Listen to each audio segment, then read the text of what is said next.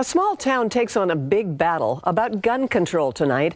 It started with a move to relax gun laws in Oak Harbor, and it's turned into an example of gun debates going on in communities all across the country. King 5's Eric Wilkinson joins us live in Oak Harbor, where a lot of people will be watching a city council vote tonight. Right, Eric?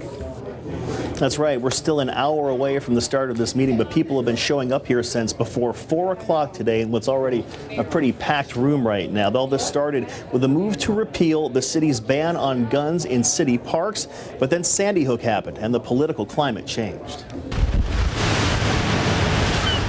Luke Yonkman considers himself a law-abiding citizen.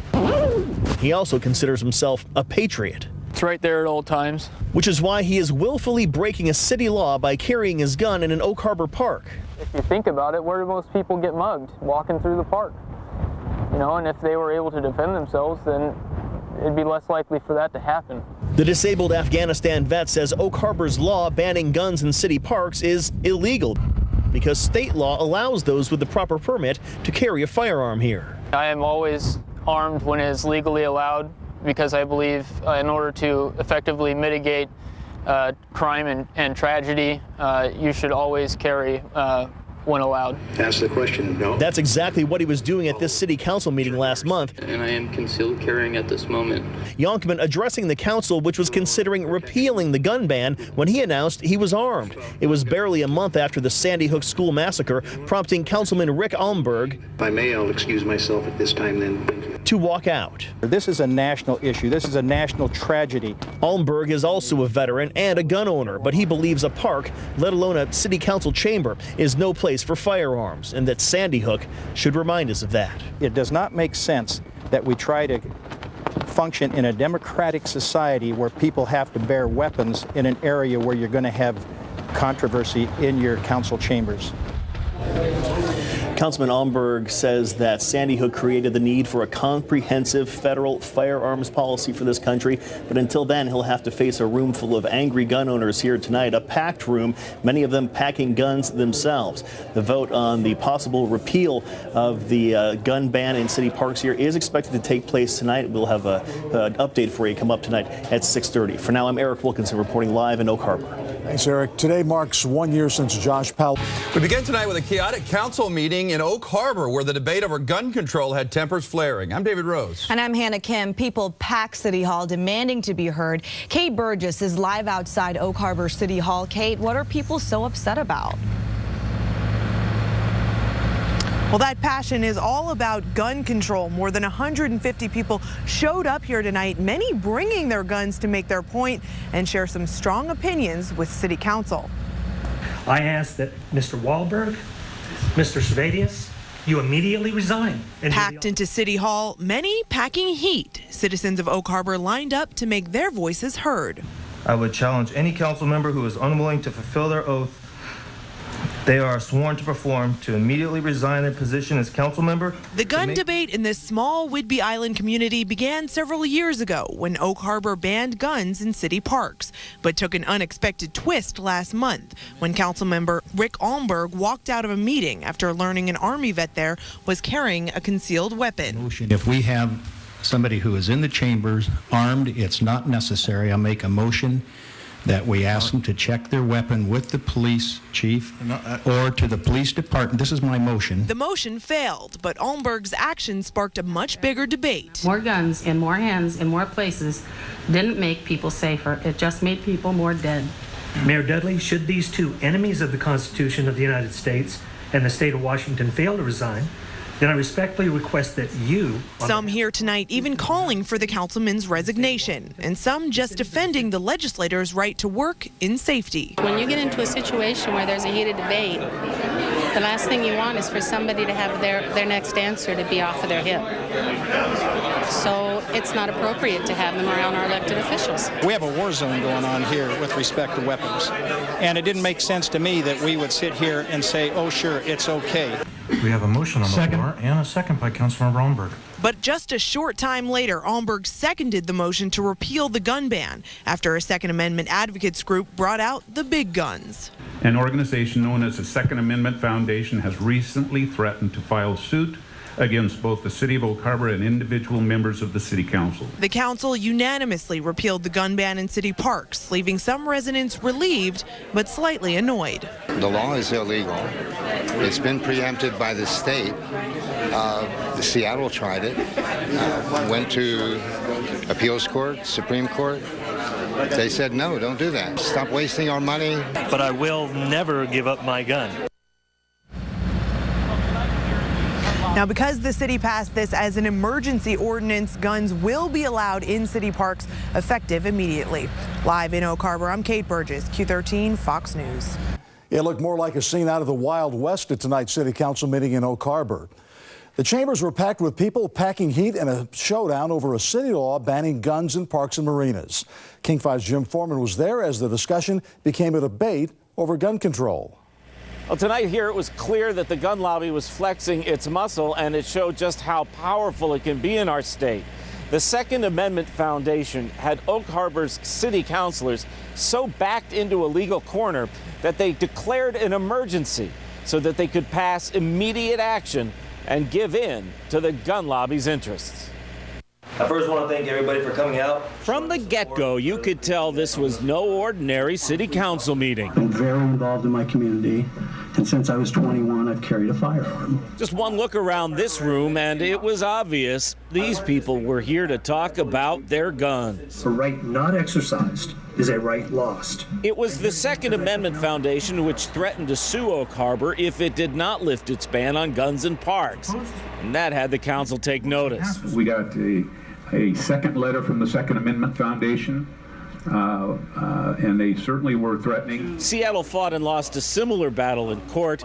Tiny Oak Harbor just doesn't have the money to put up a fight. It's pretty obvious that we're going to be sued, and potentially council members too. And while some spoke in favor of expanding gun-free zones, even to include council chambers, I just don't think guns belong in here. The courts have ruled that it's up to the state and not local governments like Oak Harbor to enact gun laws. Thank you for your time. And all this is setting up another showdown.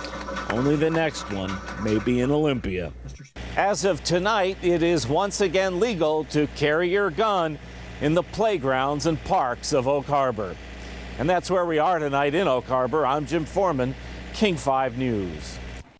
Point of the nationwide gun debate. And the Como4 problem solvers uncover an alleged gun running operation in our own backyard. Thousands of weapons making their way to the streets. A county worker accused of showing his wares on the taxpayer's dime. In the nearly 2 months since 27 people were gunned down in Newtown, Connecticut, guns have taken center stage in a fierce and growing debate all over the country. But tonight, Western Washington is in the spotlight, and we have Team 4 coverage. Como4 problem solver Kristen Drew has the shocking story of a county employee accused of moving truckloads of illegal weapons. But we begin with Como4's John Humbert live in Oak Harbor, where a small town's internal struggle with gun control gained national attention and might have contributed to a big change tonight. John? Well, as that debate intensifies, Dan, people in this town of 22,000 will be able to carry guns in parks and other public places. This comes despite a now infamous voice of opposition. Sir, my mother was a Jew. My family went to the chambers. I will not go into the night quietly while these two ask me to board the train. A jammed meeting in Oak Harbor focused on the rule of law and the firearms on quite a few hips. We cannot allow the Second Amendment or any part of the Constitution to be eroded. Oak Harbor became the flashpoint for the national debate on gun safety. Excuse myself at this time then. 2 weeks ago, Councilmember Rick Almberg walked out of the meeting after an armed citizen showed up and the video went viral. He and others supported an existing ordinance banning guns from public parks and the marina area. Tonight, he stood firm in the wake of Newtown. This is a national debate. It's a national tragedy. And others agree with him. More guns in more hands in more places didn't make people safer. It just made people more dead. The presence of armed citizens in these locations is a threat to the safety of other citizens. But there's a key problem. State law blocks cities from gun bans like this one. And will not engage in theatrical grandstanding in order to obtain the political support of some of their emotionally driven constituents. Second Amendment supporters threatened to sue, so the council voted to lift the ban. Obviously, it's unanimous today to do the right thing. Almberg doesn't regret his headline-grabbing act. He he just wants to move on. This issue has been a little bit of a diversion to the big things that we have to do. Supporters of the ban are urging national and state leaders to actually loosen up some of these laws and let local cities decide for themselves what's best. There's also been similar work done in Seattle that potentially could lead to a statewide voter referendum. Reporting live in Oak Harbor, John Humbert, KOMO 4 News. Thank you, John. A Kitsap County employee is busted for gun running and allegations he showed off his wares on county time. Now detectives are trying to figure out where the guns came from and where they went. KOMO 4's Kristen Drew is live tonight with the latest on this investigation. Kristen? Dan, detectives served another search warrant today looking for more guns and other stolen items. In the meantime, the suspect remains in jail and the investigation is far from over.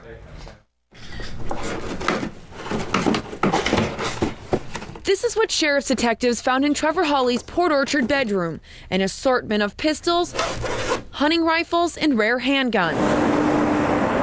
Hawley, the lead mechanic for the Kitsap County Department of Public Works, was arrested last week accused of gun running. The issue here is we have firearms. Firearms are always a concern. Hawley isn't even supposed to have firearms after violating a domestic violence protection order 3 years ago.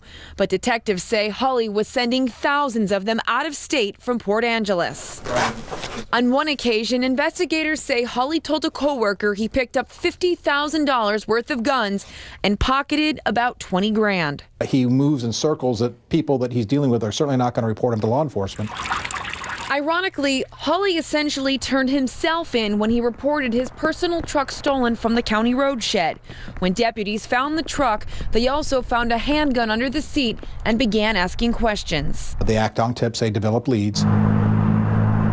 Detectives seized ammunition, meth, and more than 20 firearms from Hawley's home.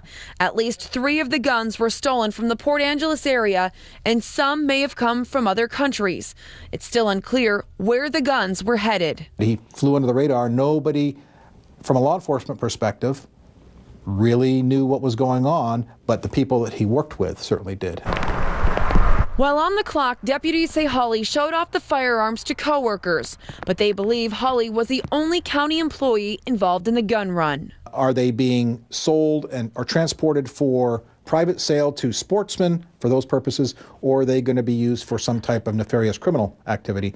That's always the major concern. And the Public Works Director says Hawley has worked at the department for 13 years. Hawley is now on paid administrative leave, and Public Works is doing its own internal investigation. Live in the Satellite Center, I'm Kristen Drew, KOMO 4 News.